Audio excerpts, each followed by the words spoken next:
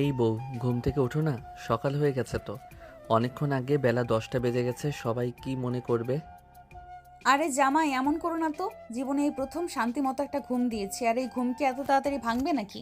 কেউ ডাকাডাকি করতে আসলে বলে দিও আমি এখন ঘুম থেকে উঠবো না। আমি টানা 3-4 দিন ঘুমাবো। এই কথা বলে নদী আয়নকে আরও শক্ত করে জড়িয়ে ধরে শুয়ে পড়ে। আর এদিকে ঠিক এই মুহূর্তে দরজায় কেউ একজন নক করতে থাকে। আয়ন তখন আবারও নদীকে বলতে থাকে। আরে এই বউ, ঘুম থেকে ওঠো না। দেখো, সেই কখন থেকে ডাকাডাকি করছে। সবাই মনে হয় নাস্তার টেবিলে অপেক্ষা করছে। তুমি তাড়াতাড়ি ঘুম থেকে ওঠো আর ফ্রেশ হয়ে আসো। থুরবাল, ভালো লাগে না, বললাম তো আমি এখন ঘুম থেকে উঠবো না। এত বছর পর একটা জামাই পেয়েছি, আর তাকে জড়িয়ে ধরে যে না একটা ঘুম দিয়েছি, অমনি রাত শেষ হয়ে যেতে হলো। আচ্ছা, তুমি আমার একটা কথার উত্তর দাও। আমি তোমার জামাই, আমি তো তোমাকে ফেলে কোথাও চলে যাচ্ছি না, বা আমাদের সম্পর্ক তো আর শেষ হয়ে যাচ্ছে না। তাহলে এরকম করার মানেটা কি? আমরা তো দুজন সারা জীবন একসঙ্গেই থাকবো, তাই নাকি? দেখো, আমি কোনো কথা শুনতে চাই না। আমি যেটা বলেছি সেটাই করব। আমি এখন কোনোভাবেই ঘুম থেকে উঠবো না। আর সেই সঙ্গে তুমিও আমার সঙ্গে বিছানায় শুয়ে থাকবে আর আমার সঙ্গে ঘুমাবে। আরে, আমি বুঝতে পারছি না তোমার মাথায় সমস্যা নাকি অন্য কিছু। সবাই সেই কখন থেকে ডাকাডাকি করছে, এদিকে বেলা 10টা বেজে গেছে, এখনও তোমার ঘুম ভাঙার কোনো নাম গন্ধ নেই। তাছাড়া তুমি কি ভুলে গেছো নাকি আজ আমাদের রিসিপশনের অনুষ্ঠান? তোমাদের বাড়ি থেকে অনেক মেহমান আসবে। মেহমানকে এখানে আসতে হবে কেন? তুমি ওদেরকে ফোন দিয়ে মানা করে দাও তাড়াতাড়ি। না, এখানে না আসে। এখানে তাদেরকে আসতে হবে না। আমার এখন ঘুমানোর সময়, আমি ঘুমাবো।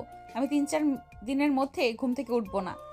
ঠিক তখনই দরজার বাইরে থেকে আয়নের আম্মু বলতে থাকে। কিরে আয়ান, কি হলো? এখনো ঘুম থেকে উঠছিস না কেন?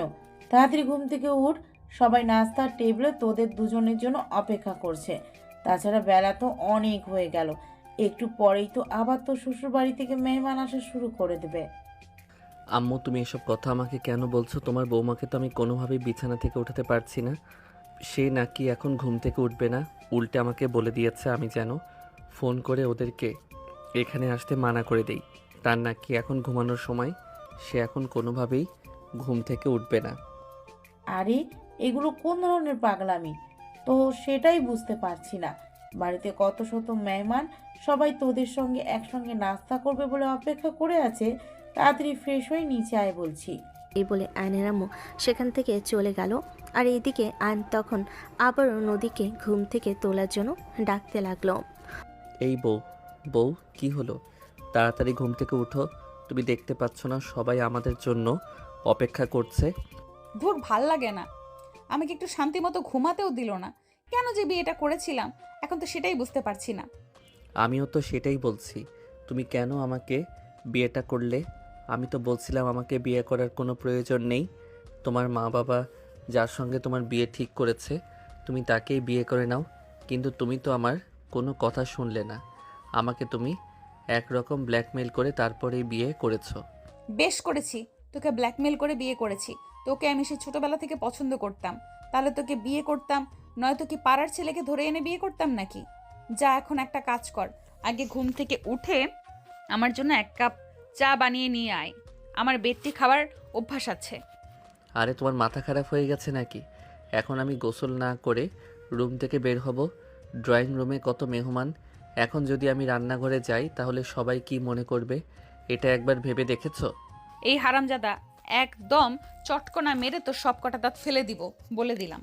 তোকে যেটা বলেছি সেটাই করবি। এক্ষুনি আমার জন্য চা বানিয়ে নিয়ে আসবি। তখনই আয়ন ছোট বাচ্চাদের মতো কান্না করে দেয়। আর তারপরই বলতে থাকে। আরে, তুমি এসব কি শুরু করেছো আমার সঙ্গে? আমি তোমার জামাই লাগি, এই কথা কি তুমি ভুলে গেছো নাকি?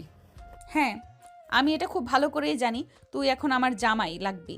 তা না হলে এতক্ষণে 2টা থাপ্পড় দিয়ে তোকে বলতাম আমার জন্য চা বানিয়ে নিয়ে আসতে। তোমার দুঃসাহস দেখে আমি অবাক না হয়ে পারছি না। তুমি তোমার জামাইয়ের গায়ে হাত তুলবে? যদি আমার জামাইকে আর আমি করে, তাহলে আমাকে সেটাই করতে হবে। এটা ছাড়া তো আর আমার সামনে কোনো পথ খোলা থাকবে না। বাই দ্য ওয়ে, তাড়াতাড়ি যাও, আমার জন্য চা বানিয়ে নিয়ে আসো। এই বলে নদী আবারও কম্বল মুড়ি দিয়ে বিছানায় শুয়ে পড়ল। আর এদিকে আয়ন কোনো উপায়ন্তর না দেখে দরজা খুলে সোজা কিচেনের দিকে পা বাড়াচ্ছিল। তখনই আয়নের আম্মু সেটা দেখে ফেলে। তিনি আয়নকে বলতে থাকেন, কিরে আয়ান, কি হয়েছে তোর? তুই কিচেনের দিকে যাচ্ছিস কেন? তোকে না বললাম নদীকে নিয়ে একসঙ্গে ডাইনিং টেবিলে আসতে, সবাই মিলে একসঙ্গে নাস্তা করব। ওই যে সবাই বসে আছে। তখনই আয়ন একদম কান্না করে দিয়ে বলতে লাগলো, আম্মু, সবই আমার কপালের দোষ। কেন যে তোমাদের কথাই তোমার ভাইয়ের মেয়েকে বিয়ে করতে গিয়েছিলাম সেটা আল্লাহই ভালো জানে। এত কাহিনী না করে কি হয়েছে সেটা তো আমাকে বলবি, তাই নয় কি? আরে সকালবেলা ঘুম থেকে উঠে কই আমাকে চা বানিয়ে দিবে, সেটা না করে আমাকে পাঠিয়েছে তার জন্য চা বানিয়ে নিয়ে যেতে। কি কপাল আমার সেটাই বুঝতে পারছি না। বলেছে তো কি হয়েছে, কি এমন মহাভারত অশুদ্ধ হয়ে গেল তোর কাছে? তো শুধুই একটু চা খেতে চেয়েছে। যা, তাড়াতাড়ি করে চা বানিয়ে রুমে নিয়ে যা। তারপর নদীকে বল ফ্রেশ হয়ে খাবার টেবিলে আসতে। এ বলে আয়নের আম্মু সেখান থেকে চলে গেল। আর এদিকে আয়ন নিজের কপাল চাপড়াতে চাপড়াতে কিচেনের দিকে পা বাড়াল। কিচেনে গিয়ে আয়ন কোনো কিছুই খুঁজে পাচ্ছিল না। কোথায় চাপাতি রাখা আছে, কোথায় চিনি রাখা আছে, কিছুই খুঁজে পাচ্ছিল না, কারণ সে জীবনে কোনোদিন কিচেনে আসেনি। আর এদিকে আজ তার আম্মু একদম লাপাত্তা হয়ে গেছে। অবশেষে আয়ন চাপাতি খুঁজে পেল। চুলায় গরম পানি বসি তাতে চাপাতি দিল, কিন্তু চিনি কোথায় পাবে সেটাই ভেবে পাচ্ছিল না। অনেক খোঁজাখুঁজির পর একটা বয়াম খুঁজে পেল যেটাতে চিনির মতো কিছু রাখা ছিল। তখন আর কোনো কিছু চিন্তা না করে সেটা থেকে খানিকটা নিয়ে চায়ে ঢেলে দিল, আর তারপরে সেটা নিয়ে রুমে চলে গেল।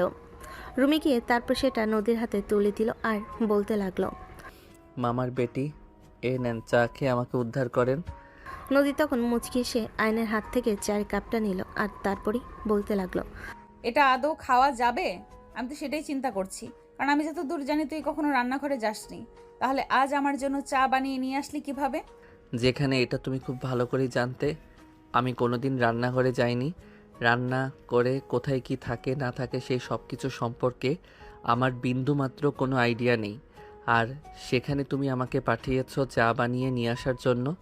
এখন যা হয়েছে খেয়ে নাও। তখন নদী আর কোনো কথা না বলে চায়ের কাপে একটা চুমুক দিল আর অমনি ওয়াক্থু, তুমি এটা কি বানিয়েছো? চা নাকি বিষ? আরে এসব তুমি কি বলছো? আমি তোমার জন্য বিষ বানাতে যাব কেন?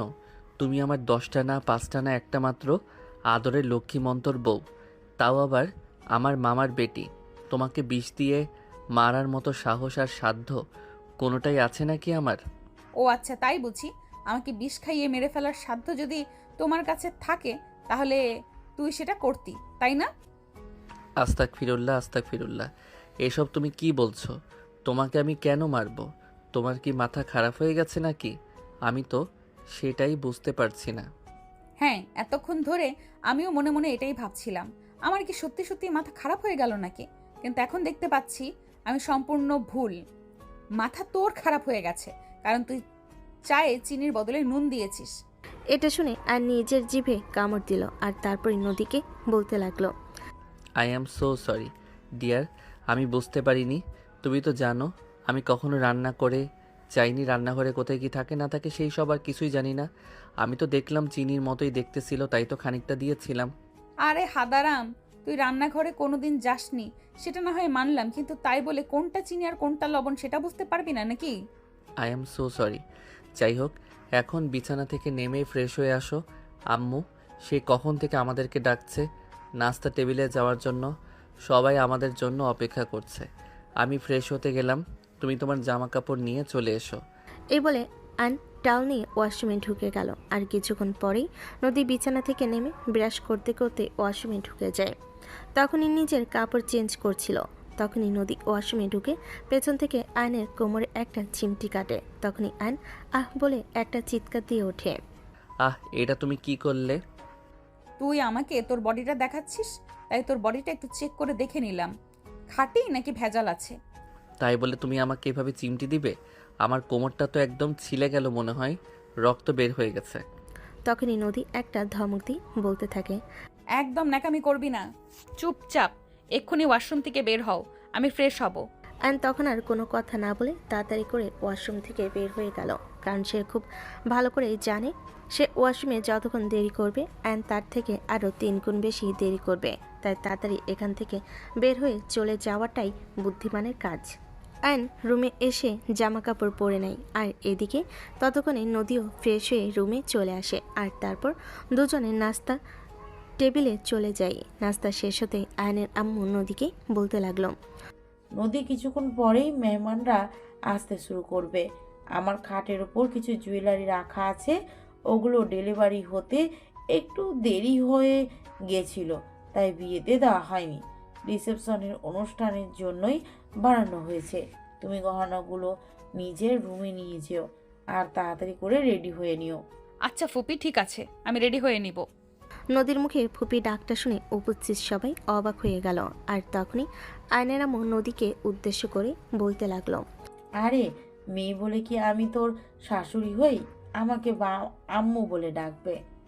কিন্তু আমি তো সেই ছোটবেলা থেকেই তোমাকে ফুপি বলে ডাকতেই অভ্যস্ত, এখন আমি আম্মু ডাকবো কি করে? তখন তুই আমার ভাইয়ের মেয়ে ছিলি, কিন্তু এখন তুই আমার একমাত্র ছেলের বউ, তাই এখন থেকে আমাকে আম্মু বলে ডাকতে হবে। আচ্ছা ঠিক আছে, আমি চেষ্টা করব। বলে একটা মুচকি হাসি দিয়ে নদী সেখান থেকে তার শাশুড়ি মায়ের রুমে চলে গেল, আর তারপর তার শাশুড়ি মায়ের রুম থেকে গহনাগুলো নিয়ে সোজা নিজের রুমে নদী এগুলো বিছানার উপর রেখে একপাশে একটু শুয়ে পড়লো, আর তখনই আইন রুমে প্রবেশ করলো। নদীকে এভাবে শুয়ে থাকতে দেখে আইন নদীকে বলতে লাগলো, কি হলো, তোমার শরীর খারাপ লাগছে নাকি?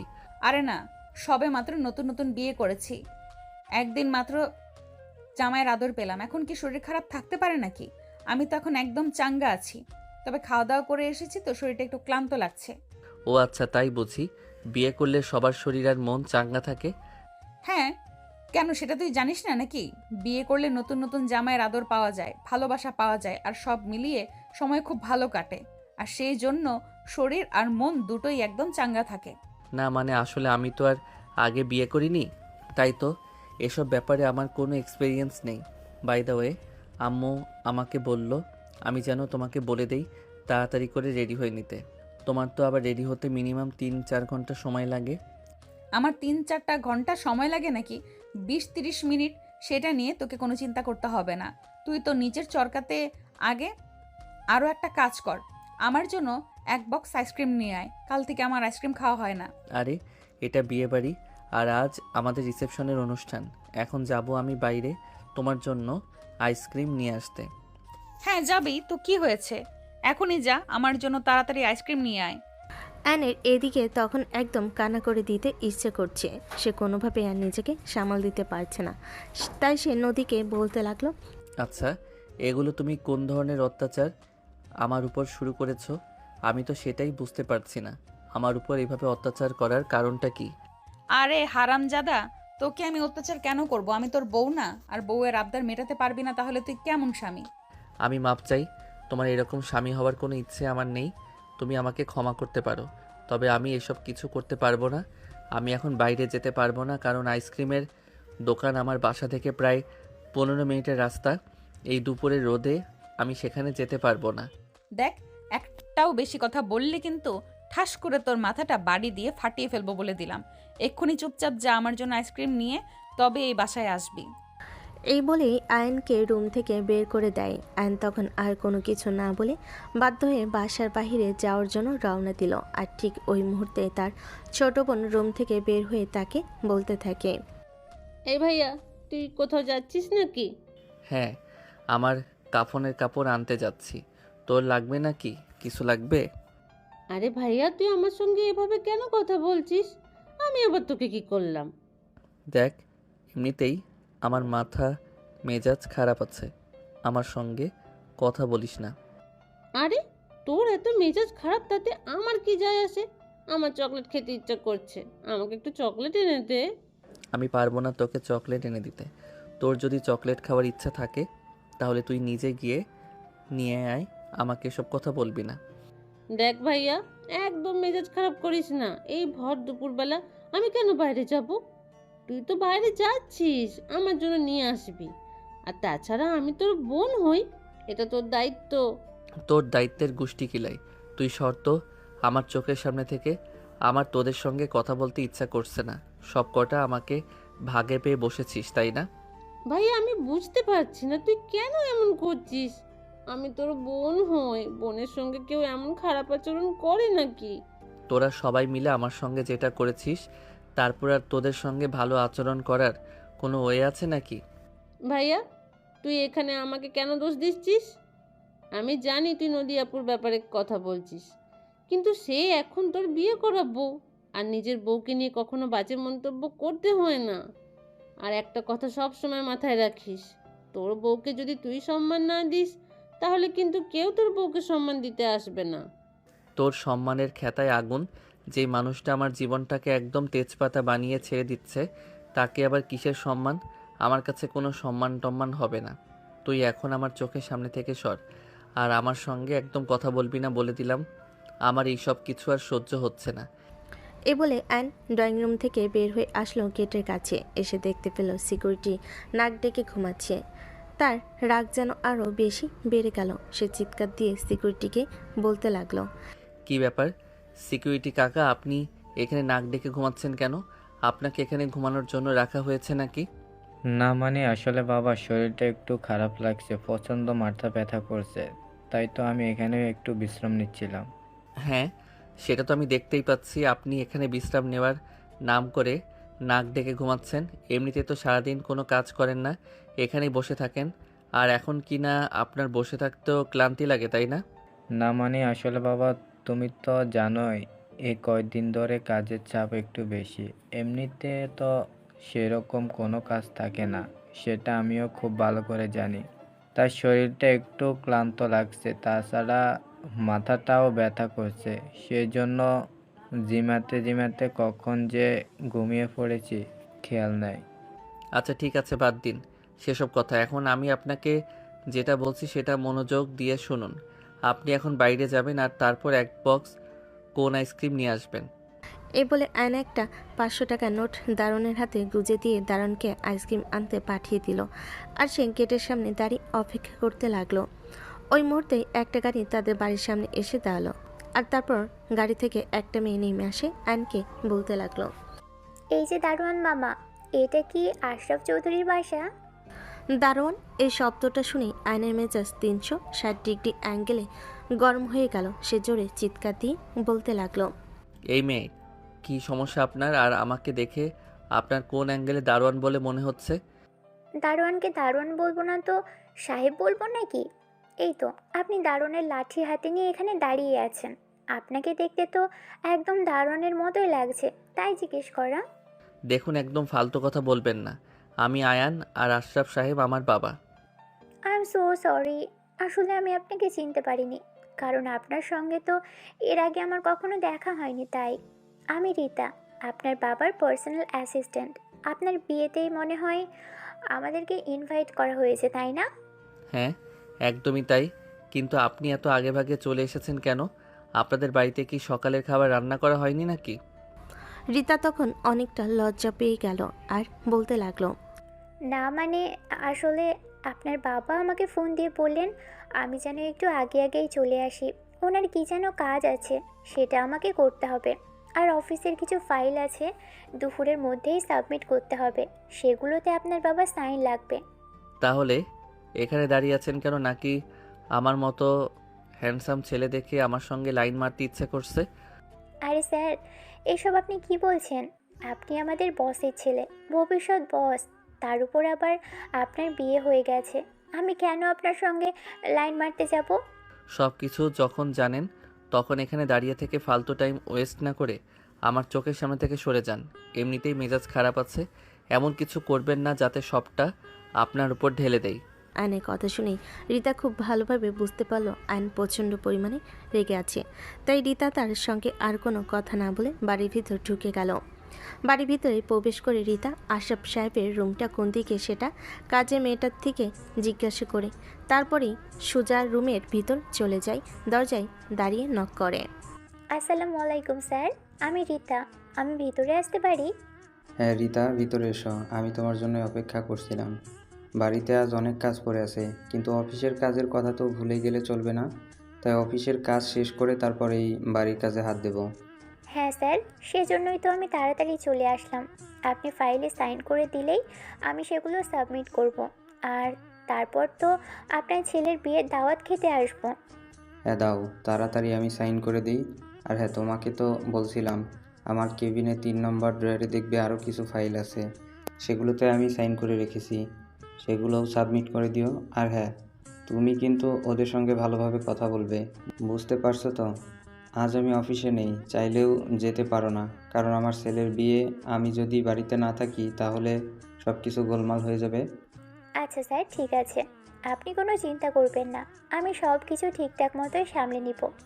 হ্যাঁ, তোমার উপর আমার সেই ভরসা আছে, সেজন্যই তো আমি তোমাকে দায়িত্ব দিয়েছি। তা না হলে তো এই কাজটুকু একটু কষ্ট হলেও আমাকেই করতে হতো। বাই দ্য ওয়ে, তুমি মনে হয় সকালে নাস্তা করে আসোনি। আমি কাজের মেয়েকে বলে দিয়েছি, সে তোমার জন্য নাস্তা রেডি করে রেখেছে। তুমি কিন্তু নাস্তা করে তারপর যাবে। আচ্ছা স্যার, ঠিক আছে, ধন্যবাদ আপনাকে। এই বলে রিতা আয়নের বাবার থেকে সবগুলো ফাইল সাইন করিয়ে নিল এবং তারপর ড্রয়িং রুমে আসতে না আসতেই কাজের মেয়েটা রিতাকে নাস্তার টেবিলে ডেকে নিল আর নাস্তা শেষ করে বাসা থেকে বের হয়ে চলে গেল। অফিসে গিয়ে রিতা প্রথমে আয়নের বাবার কেবিনে গেল, তারপর তার ফাইলগুলো নিয়ে চলে গেল ক্লায়েন্টদের সঙ্গে দেখা করতে। তাদের সঙ্গে আয়নের বাবার হয়ে সমস্ত কথা বলল এবং ফাইনাল করে তাদেরকে বিদায় দিয়ে অফিসে চলে আসলো। অফিসে এসে আয়নের বাবাকে ফোন করে আর তারপর বলতে থাকে, স্যার, সব কাজ কমপ্লিট হয়ে গেছে, আমরা এই কাজটা পেতেই চলেছি। আর আমরা যদি এই কাজটা সফলভাবে করতে পারি তাহলে আমাদের কোম্পানির প্রায় 50 কোটি টাকার মতো লাভ হতে পারে। সত্যি বলছো? তুমি তাহলে এটা আমাদের কোম্পানির রেকর্ড হয়ে যাবে, কারণ এতদিন পর্যন্ত আমরা যত বায়ারদের সঙ্গে কাজ করেছি সর্বোচ্চ হলে আমাদের কয়েক কোটি টাকা লাভ হয়েছে, কিন্তু তাই বলে এবার একসাথে 50 কোটি টাকার উপরে। হ্যাঁ স্যার, আমি একদম ঠিক কথাই বলছি। তারা আমাদের থেকে উচ্চ মূল্যের এই প্রোডাক্টগুলো নিতে চাইছে এবং আমি তাদেরকে সমস্ত প্রেজেন্টেশন দেখিয়েছি। তারা সব কিছু দেখে তারপর এই অর্ডার কনফার্ম করেছে। আচ্ছা ঠিক আছে, কোনো সমস্যা নেই। তুমি একটা কাজ করো, মার্কেটিং ম্যানেজারকে আমার সঙ্গে একটু কথা বলিয়ে দিও। আর তুমি আসার সময় অ্যাকাউন্ট থেকে তাহলে 10-12 লক্ষ টাকা নিয়ে এসো। স্যার, আপনি এখন টাকা দিয়ে কি করবেন? আমি তো সেটাই বুঝতে পারছি না। রিতা, আমার ব্যাপারে প্রশ্ন করা কিন্তু একদম পছন্দ করি না। আমি তোমার বস হই, আমি টাকা দিয়ে কি করব সেই কৈফিয়ত নিশ্চয়ই তোমার কাছে দিতে হবে না আমাকে। স্যার, আমি আসলে আপনাকে ব্যাপারটা সেভাবে বলিনি। আসলে কথা হলো এটা যে আজ আপনার ছেলের বিয়ে, কিন্তু এতগুলো টাকা কেন লাগবে তাই জিজ্ঞেস করলাম। রিতা, তুমি মনে হয় ভুলে গেছো আমার ছেলের বিয়ে, তাই আমার ছেলের বিয়েতে কোনো কমতি আমি রাখতে চাই না। তাছাড়া আমি কিন্তু এখনও আমার পুত্রবধূকে কোনো গিফট করিনি। এটা দিয়ে আমি আমার পুত্রবধূকে একটা গিফট করব। অনলাইনে আমি একটা অর্ডার করেছি, সেটার ক্যাশ অন ডেলিভারি, তাই টাকার আমার লাগবে। আচ্ছা স্যার, ঠিক আছে, কোনো সমস্যা নেই। আমি কিছুক্ষণের মধ্যেই টাকা নিয়ে আপনার বাড়িতে পৌঁছে যাব। এই বলে রিতা ফোন রেখে দিল আর তারপরে অ্যাকাউন্ট সেকশনে গিয়ে এমডি স্যারের কথা বলে সেখান থেকে 12 লাখ টাকা নিয়ে নিল। আর তারপরেই আবারও সেটা নিয়ে আয়নদের বাড়ির উদ্দেশ্যে রওনা দিল। অপরদিকে আয়ন যখন সিকিউরিটি গার্ডকে দিয়ে আইসক্রিম নিয়ে বাসার ভিতর প্রবেশ করছিল তখনই আবারও তিশা তার সামনে এসে দাঁড়ায় আর হাতে আইসক্রিমের বক্স দেখে সেটা চিনে নিল আর বলতে লাগলো, আরে ভাইয়া, তুই তো বড্ড হিংসুটে হয়ে গেছিস। আমি বললাম আমাকে চকলেট এনে দেওয়ার জন্য, কিন্তু সেটা তুই আমাকে এনে দিলি না। আর এখন এক বক্স আইসক্রিম নিয়ে সোজা নিজের রুমের ভেতর ঢুকে যাচ্ছিস নিজের বউকে নিয়ে মজা করে খাবি বলে। কিন্তু আমি থাকতে কি সেটা হতে দিতে পারি বল? দেখো, এখন কিন্তু একদম বেশি হয়ে যাচ্ছে। আমি আইসক্রিম খাই না, সেটা তুই খুব ভালো করেই জানিস, কারণ আমার ঠান্ডা লেগে যায়। আমার বউ এগুলো খাবে, দিয়ে দে এগুলো। ও মা, তখন তো বিয়ে করতে চাইছে আমাদেরকে কত কথা শোনাচ্ছিলে, একটু আগেও আমাকে কত কথা শুনিয়ে গেছে। এখন কিনা বউয়ের জন্য দরদ উতলে উতলে পড়ছে। দেখ, একদম মেজাজ খারাপ করিস না, বলে দিলাম। এমনিতেই মেজাজ খারাপ আছে, এখন কিন্তু একদম থাপ্পড় মেরে তোর সব কটা দাঁত ফেলে দিব। আমাকে মেজাজ দেখিয়ে কোনো লাভ নেই মাই ডিয়ার ভাই। আমি তো এখন তোকে এই আইসক্রিম দেবো না। আমার আইসক্রিম খেতে ইচ্ছে করছে, এখন এই আইসক্রিমগুলো আমি খেয়ে নেব। এখন তুই তোর বউয়ের জন্য আবার গিয়ে আইসক্রিম নিয়ে তারপর বাসায় আয়। আমি তো তখন তোকে বলেছিলাম আমার জন্য চকলেট নিয়ে আসতে। তুই যদি আমার জন্য চকলেট নিয়ে আসতি তাহলে তোকে এই দিন দেখতে হতো না। আমি তোর বউয়ের আইসক্রিমের ভাগ বসাতামই না, কিন্তু এখন এই পুরোটাই আমার। এখন থেকে যেটা আনবি বাসায় দুটো করে নিয়ে আসবি, একটা তোর বউয়ের আর একটা আমার। দেখ, ভালো হবে না বলছি, দিয়ে দে ওটা আমাকে, তা না হলে কিন্তু আমি আম্মুর কাছে তোর নামে বিচার দেব। সেটা তুমি করতেই পারো, কিন্তু তাতে কোনো লাভ হবে বলে মনে হয় না। এই বলেই তিশা আইসক্রিমের বক্স নিয়ে সেখান থেকে দৌড়ে পালিয়ে গেল। আর তখনই আয়ন রাগে কটমট করতে করতে তার আম্মুকে ডাকতে লাগলো। আম্মু, ওই আম্মু, কোথায় তুমি? তাড়াতাড়ি একবার এদিকে আসো। দেখো তোমার মেয়ে কি শুরু করেছে। আমার মেজাজ কিন্তু এখন একদম খারাপ হয়ে যাচ্ছে বলে দিলাম। আমি কিন্তু এই বাড়ি ছেড়ে কোথাও চলে যাব। তখনই আয়নের আম্মু নিজের রুম থেকে বের হয়ে আয়নকে বলতে লাগলো। কিরে, কি সমস্যা তোর? আমি তো সেটাই বুঝতে পারছি না। এভাবে শাড়ির মতো চেঁচামেচি করছিস কেন? এটা বিয়ে বাড়ি, আর সারা বাড়ি ভর্তি মেহমান। এভাবে চেঁচামেচি করে বাড়ি মাথায় তোলের মানেটা কি? আমি বুঝতে পারছি না তোমরা সবাই আমার সঙ্গে এরকম আচরণ কেন করছো। আমার বউ বলল আইসক্রিম খাবে, আমি বউয়ের জন্য আইসক্রিম নিয়ে এসেছি, আর তোমার মেয়ে আইসক্রিমের বক্স পুরোটা নিয়ে দৌড়ে কোথায় যেন চলে গেছে। এখন আমি আমার বউকে আইসক্রিম কোথা থেকে দেব? তুই তো জানিস বাড়িতে দুইটা মেয়ে মানুষ আছে, তাহলে একটা আনার কি প্রয়োজন ছিল? ও কি এমন দোষ করেছে? যা, তুই আরেকটা আইসক্রিমের বক্স এনে নদীকে দিয়ে দে। ওরে আল্লাহ, তুমি আমায় রক্ষা করো। এখন আবার আমাকে যেতে হবে। এটা ছাড়া তোর সামনে কোনো পথ খোলা দেখতে পাচ্ছি না। যা, গিয়ে নিয়ে আয়। আর দাঁড়িয়ে থেকে আর সময় নষ্ট করিস না এখানে, ওদিকে আবার মেহমান চলে আসবে। আয়ন তখন আর কোনো উপায়ন্তর না পেয়ে আবারও বাসা থেকে বের হয়ে গেল। কারণ সে যদি নদীর সামনে এখন গিয়ে এই কথা বলে তাহলে নদী তাকে আরও 5টা কথা শোনাবে, আর আইসক্রিম তাকে নিয়ে আসতে হবে। তাই বরঞ্চ এটাই ভালো হয় যে আইসক্রিম নিয়ে একবার নদীর সামনে গিয়ে দাঁড়াবে। তাই সে আবারও দারোয়ানকে দিয়ে আরেক বক্স আইসক্রিম আনিয়ে তারপর রুমে গেল। এদিকে নদী রেগে সে আগুন হয়ে আছে। আয়ন রুমে ঢুকতে নদী আয়নের কানে বলে দিয়ে রেখে গিয়ে বলতে লাগলো। এই হারামজাদা, এতক্ষণে তোর আসার সময় হলো? আমি সেই কখন থেকে বসে আছি আইসক্রিম খাওয়ার জন্য। আমি তো ভেবেছিলাম তোর জন্য এখন কোনো লোক পাঠাতে হবে তোকে খুঁজে আনার জন্য। না জানি রাস্তায় গিয়ে হারিয়ে গেছিস। এই দেখো, একদম ভালো হবে না বলে দিলাম। আমার কান ছেড়ে দাও, আমার লাগছে। লাগুক, তাতে আমার কি হয়েছে? তোকে আইসক্রিম আনতে পাঠিয়েছিলাম, আর 1 ঘন্টা পর তুই ফিরে এসেছিস। এতক্ষণে আমার আইসক্রিম খাওয়ার মুড চলে গেছে। যা, ওগুলো ফ্রিজে রেখে আয়, পরবর্তীতে যখন খেতে ইচ্ছে করবে তখন খাবো। এই কথা শুনে আয়নের মেজাজ যেন আরও চটে গেল। সে বলতে লাগলো। তোমরা সবাই কি আমাকে চাকর পেয়েছো নাকি? আমি সেটাই বুঝতে পারলাম না। তখন এক বক্স আইসক্রিম নিয়ে আসলাম, তিশা সেটা নিয়ে দৌড়ে পালিয়ে গেল। তারপর আবার আরও একবার নিয়ে আসলাম। এখন কিনা তুমি বলছো তোমার খাওয়ার মুড চলে গেছে। এখন আবার নিচে গিয়ে সেটা আমাকে ফ্রিজে রেখে আসতে হবে। শোনো, তোমার যদি খাওয়ার ইচ্ছা থাকে তাহলে তুমি নিজেই সেটা করতে পারো, আর না হলে আমাকে এসব কথা বলে আর কোনো লাভ হবে না। আমার এখন ক্লান্ত লাগছে, আমি একটু বিশ্রাম নেব। এই বলে রাগে বিছানার উপর ধপাস করে শুয়ে পড়ল। আর তখনই নদী তার বুকের উপর এসে বলতে লাগলো। ওই হারামজাদা, কি বললি তুই? আমি তোর বউ লাগি? তুই আমার কথা মেনে চলবি না কার কথা মেনে চলবি? আমার কথা তোকে 100 বার মেনে চলতে হবে। যা, এখন গিয়ে আইসক্রিমের বক্সটা ফ্রিজে রেখে আয়, তা না হলে একদম চুম্মা মেরে নিঃশ্বাস বন্ধ করে দেব। আর তখনই নদী তার বুকের উপর উঠে বসে বলতে লাগলো। এই বলে সে যেন আয়নের ঠোঁটের দিকে বাড়িয়ে দিবে, তখনই আয়ন তাকে ধাক্কা দিয়ে বিছানার উপর ফেলে দিল। কারণ আয়ন খুব ভালো করে জানে নদী যদি তার ঠোঁটের উপর চড়ে বসে তাহলে আর রক্ষে নেই, ঠোঁট দুটোর একদম বেহাল দশা করে ছেড়ে দিবে। আর এদিকে একটু পরে রিসেপশনের অনুষ্ঠান শুরু হবে। তখন আর মানুষের সামনে যার মতো অবস্থা থাকবে না। এমনিতেই গতকাল রাতে যা করেছে তাই অনেক হয়ে গেছে।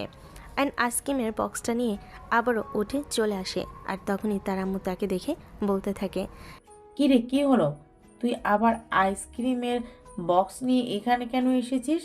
পুরা কপাল আমার, অভাগা যেদিকে যায় সেদিকেই সমুদ্র শুকিয়ে যায়।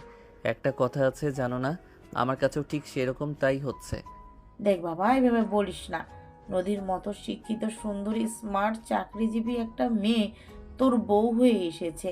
এটা তোর ভাগ্যের ব্যাপার। আমরা তো হ্যারিকিন দিয়ে খুঁজলো তোর জন্য এরকম একটা বউ পেতাম না। হ্যাঁ, আমিও মনে মনে সেটাই ভাবছি। এটা শুধু আমার ভাগ্যের ব্যাপার না, আমার 14 পুরুষের ভাগ্যের ব্যাপার। এ বলে আয়ন তার আম্মুকে আর কোনো কথা বলার সুযোগ না দিয়ে আইসক্রিম বক্সটা ফ্রিজে ঢুকিয়ে দিয়ে সোজা সেখান থেকে বের হয়ে চলে গেল। রুমে এসে দেখতে পাই নদী ব্যালকনিতে দাঁড়িয়ে আছে। তাই সে আলমারি থেকে সিগারেটের প্যাকেটটা বের করে সেটা প্যান্টের পকেটে ঢুকিয়ে দিল, আর তারপর সেখান থেকে সোজা ছাদে চলে আসলো। ছাদের এক পাশে দাঁড়িয়ে সিগারেট খেতে থাকে আর মনে মনে ভাবতে থাকে, আল্লাহ, আমি জানি না পুনর্জন্ম বলতে কিছু আছে কিনা, তবে আমার মনে হয় আমি আগের জন্মে আমি অনেক বেশি পাপ করে ফেলেছিলাম, আর যার ফল আমাকে এখনও ভোগ করতে হচ্ছে। আল্লাহ, তুমি তো অসীম দয়াবান, আমাকে এসব অত্যাচার থেকে মুক্তি দাও। আমি এসব অত্যাচার আর সহ্য করতে পারছি না, আমি একটু মুক্তি চাই। তখনই পিছন থেকে কেউ একজন বলতে লাগলো, তোমার মুক্তি আমার হাতে মাই ডিয়ার ভাইয়া। এই যে তুমি সিগারেট খাচ্ছ, আর সেটার ভিডিও ফুটেজ আমি আমার মোবাইলে নিয়ে নিয়েছি। এখন সেটা তোমার বউয়ের কাছে তুলে দেব, আর তারপর কি হবে সেটা তুমি খুব ভালো করেই জানো। গলার আওয়াজ শুনে পিছন ফিরে তাকাই আয়ান, আর তখনই দেখতে পাই সেখানে তিশা দাঁড়িয়ে আছে আর এই কথাটা বলছে। তখনই আয়ান তিশাকে বলতে থাকে, আরে এসব তুই কি করছিস? তোর মাথা খারাপ হয়ে গেছে নাকি? তুই এক্ষুনি ভিডিও ফুটেজটা ডিলিট কর। এত সহজ নাকি? এতদিন তুমি আমাকে জ্বালিয়েছো, আর এখন আমি তোমাকে জ্বালানোর রাস্তা পেয়ে গেছি। তাই এখন থেকে তুমি বুঝতে পারবে আমি কি জিনিস। দেখ, একদম ভালো হবে না বলে দিচ্ছি। তুই এক্ষুনি এই ভিডিও ফুটেজ ডিলিট কর, তা না হলে কিন্তু আমার চাইতে খারাপ কেউ হবে না, এটা তোকে আমি বলে দিলাম। তুমি আমার কিছুই করতে পারবে না, যা করার আমিই করব। আর এটা তুমি এখন থেকেই ভালো বুঝতে পারবে। আচ্ছা, তুই কি চাইছিস সেটা আমাকে বল। তুমি এখন থেকে প্রতিদিন আমাকে 200 টাকা করে হাত খরচ দেবে। তুই পাগল নাকি মাথা খারাপ? যেখানে বাবা আমাকে 200 টাকা হাত খরচ দেয় না, আর সেখানে আমি তোকে কোথা থেকে 200 টাকা হাত খরচ দিব? তোমাকে বাবা কত টাকা দেয় আর কত টাকা দেয় না সেসব কিছু আমি জানি না, আর জানার কোনো প্রয়োজনও নেই। তবে আমি তোমাকে যেটা বলছি সেটাই তোমাকে করতে হবে, তা না হলে কিন্তু এই ভিডিও ফুটেজ তোমার বউয়ের হাতে চলে যাবে। লক্ষ্মী বোন আমার, এমন কিছু করিস না। আমি না তোর ভাই লাগি, আমার প্রতি তোর কি একটু মায়া দয়া নেই নাকি? কেন করছিস তুই আমার সঙ্গে এরকম? আচ্ছা ঠিক আছে, তুমি আমার ভাই বলে কথা। আমি তোমার জন্য এইটুকু স্যাক্রিফাইস করতেই পারি। যাও, আমি তোমাকে সহজ করে দিলাম। তুমি প্রতিদিন আসার সময় আমার জন্য একটা করে ক্যাডবেরি নিয়ে আসবে। দেখ বাবা, আমাকে প্রতিদিন 200 টাকা করে হাত খরচ দেয়, আর সেখানে তোর জন্য একটা ডেইরি মিল্ক আনতে গেলে আমার চলে যাবে 120 টাকা, আর তারপর থাকবে মাত্র 80 টাকা। আমার ভার্সিটিতে যাওয়া আসার ইচ্ছা করা হলো 50 টাকা, আর তারপর বাকি থাকবে 30 টাকা। তাহলে আমি 30 টাকা দিয়ে কি করব বলতে পারিস? সেই সব কিছু আমি জানি না, আর জানার কোনো প্রয়োজনও নেই। আমি তোমাকে যেটা বলেছি তোমাকে সেটাই করতে হবে। আর তুমি যদি আমার প্রস্তাব মেনে নিতে না পারো, আমার প্রস্তাব মেনে নিতে তোমার কোনো সমস্যা হয়, তাহলে আমি সোজা এই ভিডিও ফুটেজ তোমার বউয়ের হাতে তুলে দেব, আর তারপর যা হয় সেটা তুমি সামলে নিও। তখনই বেশ কিছুক্ষণ চুপ করে রইল আয়ান, আর তারপরে সে তিশাকে বলতে লাগলো, আচ্ছা ঠিক আছে, কোনো সমস্যা নেই, আমি তোর প্রস্তাবে রাজি। তবে দয়া করে এটা আমার বউয়ের হাতে তুলে দিস না, তাহলে আমার সঙ্গে কি হবে সেটা তো তুই খুব ভালো করেই জানিস। বোন হয়ে ভাইয়ের এত বড় ক্ষতি তুই করিস না। আচ্ছা ঠিক আছে, আমি আমার কথা রাখবো, আর তুমি তোমার কথা রেখো। আমি স্বার্থপর হলেও বেঈমান নই। বলতেই পিছন থেকে তিশার বান্ধবী বলতে থাকে, কিরে বান্ধবী, তুই এইখানে? আর ওইদিকে সারা বাড়ি তোকে খুঁজে বেড়ালাম। আমাদেরকে দাওয়াত দিয়ে তুই লাপাত্তা হয়ে গেছিস। আরে কি বলিস না বান্ধবী, আজ আমার ভাইয়ের বিয়ে। আজ আমি লাপাত্তা হয়ে গেলে চলবে নাকি? আমার কত দায়িত্ব আছে জানিস না। চল এখন নিচে, তোদের সঙ্গে অনেক গল্প করার আছে। ভাইয়া আমি চলে গেলাম, তোকে যেটা বলেছি সেটা মাথায় রাখিস, আর যেন অন্যথা না হয়। এই কথা বলতে তিশা তার বান্ধবীদের নিচে নিয়ে গেল। এদিকে অ্যান নিজের কপালে নিজেই চাপড়াতে লাগলো। কেন যে এই রকম একটা ফ্যামিলিতে জন্ম নিতে গিয়েছিল সেটাই বুঝতে পারছে না। বেশ কিছুক্ষণ একা একা ছাদে বসে থেকে আর তারপরে রুমে আসে। রুমে এসে দেখতে পাই নদীর মেকআপ করা শুরু হয়ে গেছে। মুখে একটার পর একটা প্রলেপ দিয়ে চলেছে। এটা দেখে অ্যান বলতে লাগলো, আচ্ছা তুমি কি করছো এখানে বলো তো শুনি। কেন দেখতে পাচ্ছ না আমি মেকআপ করছি? আজ আমার রিসেপশন বলে কথা। কিন্তু আমার তো মনে হচ্ছে তুমি ইটের দেয়ালে সিমেন্টের প্লাস্টার করছো। যেভাবে একটার পর একটা আটা ময়দা মুখে মেখে চলেছ, তোমাকে তো চেনাই যাবে না। তখনই নদী একটু রেগে গিয়ে বলতে থাকে, দেখো, একদম মেজাজ খারাপ করবি না বলে দিলাম। আমরা মেয়ে মানুষ, সাজগোজ করা আমাদের নেশা। তাছাড়া আমি কি এমন করলাম? এই তো একটু মেকআপ করেছি, এখানে খারাপের কি আছে? আমি তো সেটাই বুঝতে পারছি না। খারাপ কিছু আছে সেটা তোমাকে কখন বললাম?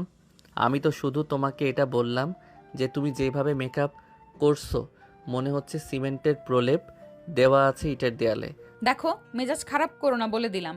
মেহমানরা সব আসতে শুরু করে দিয়েছে। রেডি হয়ে নাও, আমাদেরকে নিচে যেতে হবে। তুমি রেডি হও, আমার রেডি হতে সময় লাগবে না। এই তো বড়জোর 5 মিনিট লাগবে। আমাদের তো আর আটা ময়দা লাগাতে হয় না। এই বলে অ্যান মোবাইলটা হাতে নিয়ে বেলকনিতে চলে গেল। আর এদিকে নদী তখন কোনো কথা না বলে নিজের মতো করে সাজগোজ করতে লাগলো। প্রায় 1.5 ঘন্টা পর নদীর সাজগোজ শেষ হলো। এদিকে অ্যান তখনও মোবাইলে ফেসবুকে স্ক্রল করছে বেলকনিতে বসে বসে। এটা দেখতে পেয়ে নদী বলতে লাগলো, এই কি ব্যাপার, তুমি এখনো এখানে বসে আছো কেন? তোমাকে আমি সেই কখন বললাম রেডি হওয়ার জন্য। এইদিকে বাড়িতে মেহমান সবাই চলে এসেছে, আর তুমি এখনো রেডি হওনি। আমি তো বললাম আমার রেডি হতে এত সময় লাগবে না, বড়জোর 5 মিনিট। বলে আইন রুমে আসলো আর আলমারি থেকে একটা পাঞ্জাবি পায়জামা বের করে গায়ে দিল। চুলটা কোনোরকম একটু সেট করে হাতে একটা ঘড়ি পরলো আর তারপরই নদীকে বলতে লাগলো, আই অ্যাম রেডি, চলো নিচে যাওয়া যাক। শুনে নদী কিছুটা অবাক হয়ে, এত তাড়াতাড়ি একজন মানুষের রেডি হতে পারে এটা নদীর জানা ছিল না। তাই সে আইনকে বলতে লাগলো, তুমি মানুষ নাকি রোবট? এত তাড়াতাড়ি কেউ রেডি হতে পারে? আমি হতে পারি, কারণ আর কারোর মতো আমার এত মাথা লাগাতে হয় না। আমি ন্যাচারাল সুন্দর, বুঝতে পেরেছো? সেটা আর বলতে নাকি, তুমি সেই ছোটবেলা থেকেই অনেক কিউট। তাই তো ছোটবেলা থেকেই তোমার প্রেমে আমি হাবুডুবু খাচ্ছি।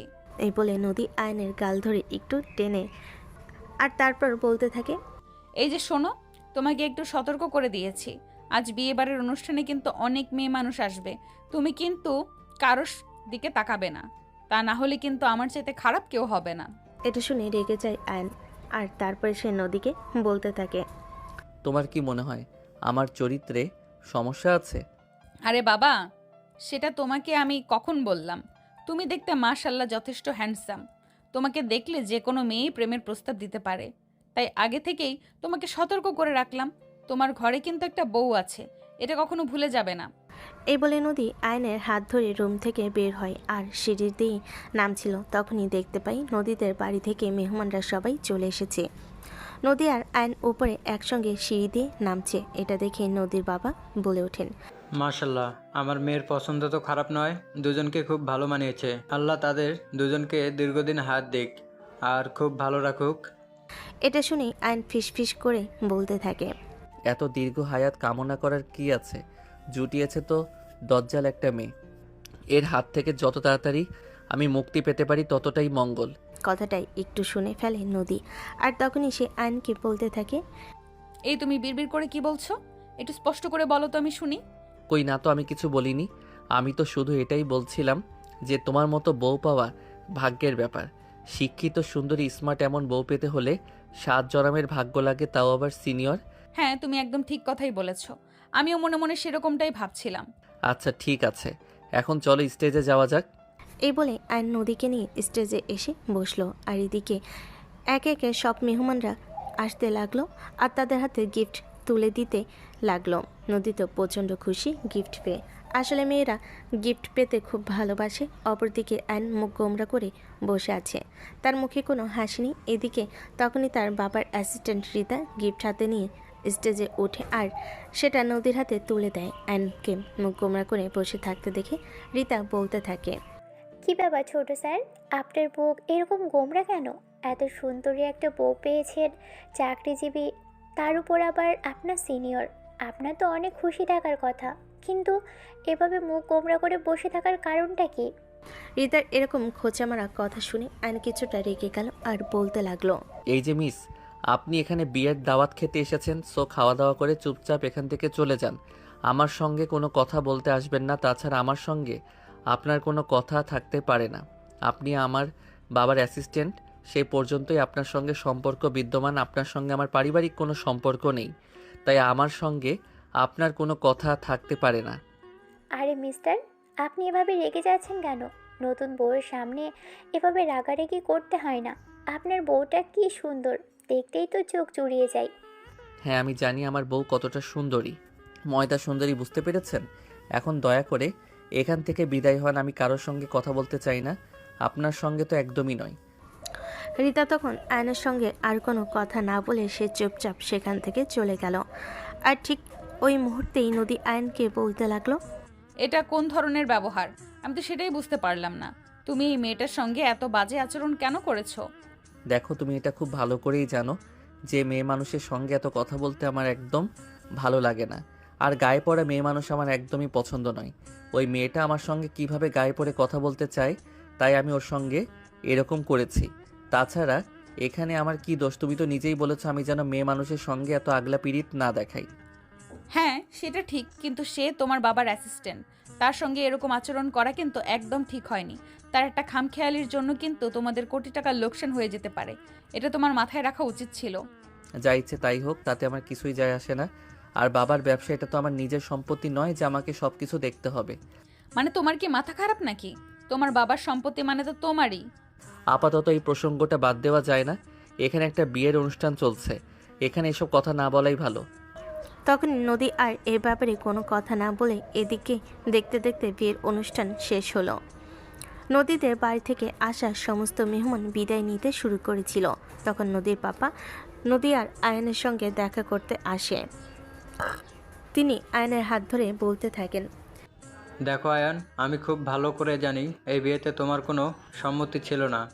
আমরা জোর করেই তোমার সঙ্গে আমার মেয়ের বিয়েটা দিয়েছি, কিন্তু কি করব বলো?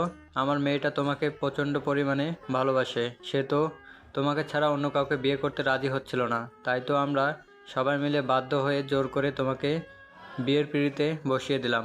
দেখো, আমার মজা হওয়ার হয়ে গেছে, সেটা নিয়ে এখন আর কথা বাড়িয়ে তো কোনো লাভ নেই। তোমরা তো আমার কপালটাকে একদম ফাটা কপাল বানিয়ে দিয়েছো। এখন আর এসব নিয়ে কথা বলো না, আমার ভালো লাগে না। আচ্ছা বাবা, ঠিক আছে, আমি আর এইসব নিয়ে কোনো কথা বাড়াবো না। তবে একটা কথা বলি, আমার মেয়েটা কিন্তু তোমাকে প্রচণ্ড পরিমাণে ভালোবাসে। তুমি আমার মেয়েটাকে অবহেলা করো না। তোমার ভালোবাসার জন্য মান ইজ্জত কোনো কিছুর দোয়া কামনা করি তোমাকে বিয়ে করার সিদ্ধান্ত নিয়েছে। আমরা কত চেষ্টা করেছি তাকে অন্যত্র বিয়ে দেওয়ার জন্য, কিন্তু তাকে কোনোভাবেই রাজি করাতে পারিনি। কারণ তার মনে শুধু তোমারই ভালোবাসা। সেই ছোটোবেলা থেকে তোমাকে ভালোবাসা এসেছে। দোয়া করি তোমরা দুজনে খুব ভালো থেকো আর নিজেদের মধ্যে কখনো ঝামেলা করো না। এই বলে নদীর বাবা তাদের দুজনের দেখে বিদায় নিয়ে চলে গেল। আর তারপরেই আয়ন আর নদী দুজনের রুমে চলে আসে। নদীর রুমে এসে কাপড় চোপড় চেঞ্জ না করে বিছানায় শুয়ে পড়ে, একদম ঘুমে ঢলে যায়। অপরদিকে আয়নেরও খুব বেশি ক্লান্ত লাগছিল, কিন্তু সে বিছানায় না শুয়ে কাপড় চেঞ্জ করে সাদেকি বসে রইল। এক মনে আকাশের দিকে তাকিয়ে আছে। তার কোনো কিছুই ভালো লাগছে না। এসব কোলাহল থেকে সে একটু মুক্তি পেতে চায়। সারা বাড়িতে তখনও মেহমান হইহুল্লোড়, চিৎকার চেঁচামেচি। পালে এখান থেকে পালিয়ে কোথাও চলে যেত, কিন্তু সেটাও তো উপায় নেই। তাই কানে হেডফোন দিয়ে গান শুনছিল আর আকাশে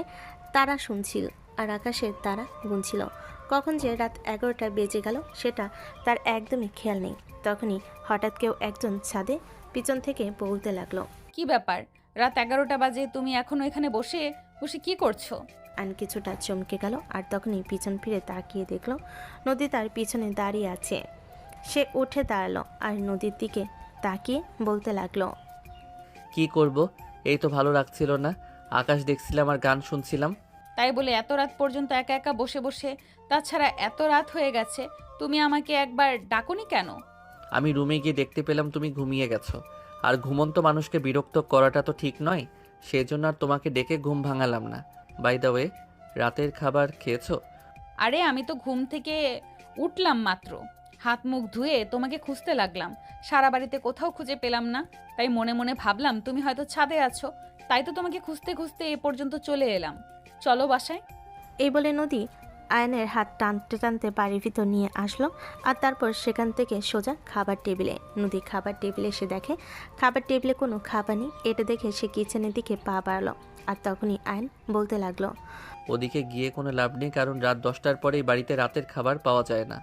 এখন যদি খাবার খেতে হয় তাহলে সেটা নিজেকে বানিয়ে তারপর খেতে হবে, কারণ রাত 10টার পরেই যত বাসি খাবার থাকে সব ফেলে দেওয়া হয়, কারণ এই বাড়িতে কেউ বাসি খাবার খায় না। মানে এখন খাবার খেতে হলে রান্না করে তারপর খেতে হবে? এটা আবার কেমন ধরনের নিয়ম? আমি তো সেটাই বুঝতে পারছি না। বুঝতে না পারলেও কিছু করার নেই, কিন্তু এই বাড়িতে এটাই নিয়ম আর বহু বছর ধরে এটাই চলে আসছে, তাই এখানে এটা শুনে আশ্চর্য হওয়ার কিছুই নেই। তাহলে আর কি করার, কিছু একটা ব্যবস্থা তো করতে হবে। পেটে প্রচন্ড ক্ষুধা পেয়েছে, নুডলস আছে? সেটা আমি কি করে বলবো? বললাম তো আমি রান্নাবান্না কখনোই করি না, তুমি রান্নাঘরে গিয়ে খুঁজে দেখতে পারো। নদী তখন আর কোনো কথা না বলে রান্নাঘরের দিকে গেল, কারণ তার পেটে প্রচণ্ড ক্ষুধা লেগেছে। এদিকে বাড়ির সবাই নিজেদের রুমে চলে গেছে আর অলরেডি মনে হয় ঘুমিয়ে গেছে। অনেক খুঁজে খুঁজে নুডলস তো পেল না, অল্প কিছু পাস্তা পেল আর সেগুলোই রান্না করার প্রস্তুতি নিল। প্রায় আধা ঘন্টা লাগলো পাস্তা রেডি করতে, আর তারপরেই সেটা রেডি করিয়ে সাজিয়ে নিয়ে খাবার টেবিলে চলে আসলো আর টেবিলে এসে দেখে অ্যান্ড টেবিলের পর মাথা রেখেই ঘুমিয়ে গেছে। তখনই নদীর মেজাজ চটে গেল আর সে বলতে লাগলো, ওই হারামজাদা, আমি এত কষ্ট করে রান্না করে নিয়ে আসলাম, আর তো এখন তুই টেবিলের উপর শুয়ে ঘুমাচ্ছিস? নদীর এমন চিৎকার শুনে আয়নের ঘুম মহারাজা কোথায় যেন চলে গেল। আয়ন চোখ কষলে কষলে উঠে বসলো আর বলতে লাগলো, 1 ঘন্টা লাগে তোমার এইটুকু পাস্তা রান্না করে নিয়ে আসতে? আমি তো মনে মনে ভেবেছিলাম আজ তুমি আসতে পারবে না, তাই তো আমি ঘুমিয়ে পড়েছিলাম। যাও তাড়াতাড়ি চোখে পানি দিয়ে আসো, আমার পেটে প্রচন্ড ক্ষুধা লেগেছে, তা না হলে কিন্তু সম্পূর্ণ খাবারটা আমি একাই খেয়ে নিব। আয়ন তখন আর এক মুহূর্ত দেরি না করে তাড়াতাড়ি করে বেসিনে গিয়ে চোখে মুখে পানি দিল, তারপরে খাবার টেবিলে এসে বসলো। এদিকে তখনই অর্ধেক খাবার খেয়ে নিয়েছে। এটা দেখে আয়ন বলতে লাগলো, আরে তুমি মানুষ নাকি অন্য কিছু, আমি তো সেটাই বুঝতে পারছি না। তুমি আমাকে বললে চোখে পানি দিয়ে আসতে, আর 2 মিনিট হলো না তুমি অর্ধেক খাবার খেয়ে নিয়েছো। তোকে আমি বললাম না আমার প্রচন্ড ক্ষুধা লেগেছে, আমাকে খাবার খেতে হবে, তাই তো আমি খাবারটা খেয়ে নিয়েছি। যাই হোক, এখানে অর্ধেকটা রয়ে গেছে, তুই এটা খেয়ে নে, তারপর না হয় সকালবেলা নাস্তা করিস। এখন রান্নাঘরে এইটুকু পাস্তাই ছিল, বেশি থাকলে আমি বেশি রান্না করতাম। এই বলে নদী খাবারের প্লেটটা আয়নের দিকে বাড়িয়ে দিল আর এদিকে আয়ন তখনও কোনো কথা না বলে খাবারটা খেয়ে নিল, কারণ তারও পেটে প্রচণ্ড ক্ষুধা লেগেছে। খাওয়া দাওয়া শেষ হলে দুজন রুমে চলে গেল আর এদিকে আয়ন মাত্রই বিছানায় শুয়ে ঘুমিয়ে পড়ে। এটা দেখে নদী প্রচণ্ড মেজাজ খারাপ হয়ে যায়, কারণ নদী রুমে এসে ওয়াশরুমে গিয়েছিল ফ্রেশ হওয়ার জন্য, আর ফ্রেশ হয়ে এসেই দেখে আয়ন ঘুমের রাজ্যে রাজত্ব করতে চলে গেছে। তখনই নদী ড্রেসিং টেবিলে উপরে থাকা পানির গ্লাসটা হাতে নিয়ে পুরো 1 গ্লাস পানি আয়নের মুখের ওপর ঢেলে দিল। আয়ন লাফ দিয়ে পিছন থেকে উঠে বসলো আর বলতে লাগলো, আরে আরে, এটা তুমি কি করলে? বিছানাটা ভিজিয়ে দিলে, এখন ঘুমাবো কোথায়? কেন, তোর কি বিছানায় ঘুমানোর কথা ছিল নাকি? তোকে আমি বলেছি না তুই আমার স্বামী, এখন থেকে প্রতিদিন তুই আমার বুকে মাথা রেখে ঘুমাবি, বিছানায় তোর কোনো জায়গা হবে না। আরে তুমি পাগল নাকি? তোমার বুকে আমি কিভাবে ঘুমাবো? তোমার বুকে ওই যে উঁচু উঁচু 2টা আছে, ওইগুলোর জন্য তো আমি ঠিক মতোই শুতেই পারি না, মাথাটাই রাখতে পারি না, তাহলে ঘুমাবো কিভাবে? দেখ, একদম বাজে কথা বলবি না, ওই দুটো তো তোকে খাওয়ানোর জন্যই রেখেছি, তাছাড়া আমার ওই দুটো এতটাও বড় হয়ে যায়নি, নিজেই ঘুমাতে পারবি না, আমি তো তোর জন্যই রেখে দিয়েছি। হায় আল্লাহ, এসব তুমি কি বলছো? তোমার কি একটু লজ্জা করে না? ওই হারামজাদা, আমার লজ্জা করবে কেন? আমি কি পাশের বাড়ির বেটাকে এইসব কথা বলছি নাকি? আমি তো আমার জামাইকে এইসব কথা বলছি। আর আমি তো আমার জামাইয়ের জন্যই এই দুটোকে এত যত্ন করে রেখেছি। প্রেম পর্যন্ত করিনি বয়ফ্রেন্ড স্পর্শ করবে বলে।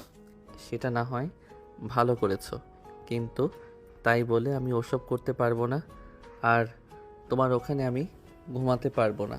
দেখ, মেজাজ খারাপ করিস না বলে দিলাম। আমি যেটা বলেছি সেটা তোকে করতে হবে।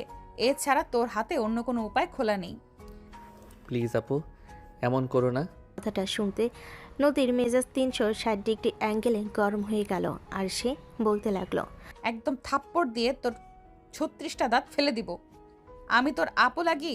বললাম না আমি তোর বউ লাগি? আমাকে বউ বলে ডাকবি, নয়তো নাম ধরে ডাকবি। আচ্ছা, তুমি এমন কেন আমি তো সেটাই বুঝতে পারছি না। আমার দাঁত সবার মাত্র 28, এখনো 32 হয়নি, আর তুমি কিনা বলছো 36টা ফেলে দিবে, বাকি 4টা দাঁত কোথা থেকে আসবে? আমি তো সেটাই বুঝতে পারছি না। বাকি 4টা আমি বানিয়ে দেব, ওসব নিয়ে তোকে চিন্তা করতে হবে না। এখন চল আগে তোর সঙ্গে একটু T20 খেলবো, আর তারপর তোকে জড়িয়ে ধরে একটু ঘুমাবো। আর তোকে একটা কথা ভালোভাবে মনে করিয়ে দিচ্ছি, আজ কিন্তু একদম আমার ঘুম নিয়ে ডিস্টার্ব করবি না। আজ যদি সকালবেলা আমার ঘুম ভাঙিয়ে দিস তাহলে কিন্তু তোর কপালে খারাপ হবে, এটা তোকে আমি বলে দিলাম। T20 খেলবে মানে? কাল তুমি যেটা আমার সঙ্গে করেছো ওটাই অনেক, হাজারো সব কিছু হবে না। আজ আমার পছন্দ ঘুম পেয়েছে। বললেই হলো? তুই বলবি আর আমি তোকে ছেড়ে দিব? এটা তুই ভাবলি কি করে? তুই আমার জামাই লাগোস, আর আমি তোর জন্য দীর্ঘ 21 বছর অপেক্ষা করেছি তোর একটু ভালোবাসা আদর পাওয়ার জন্য।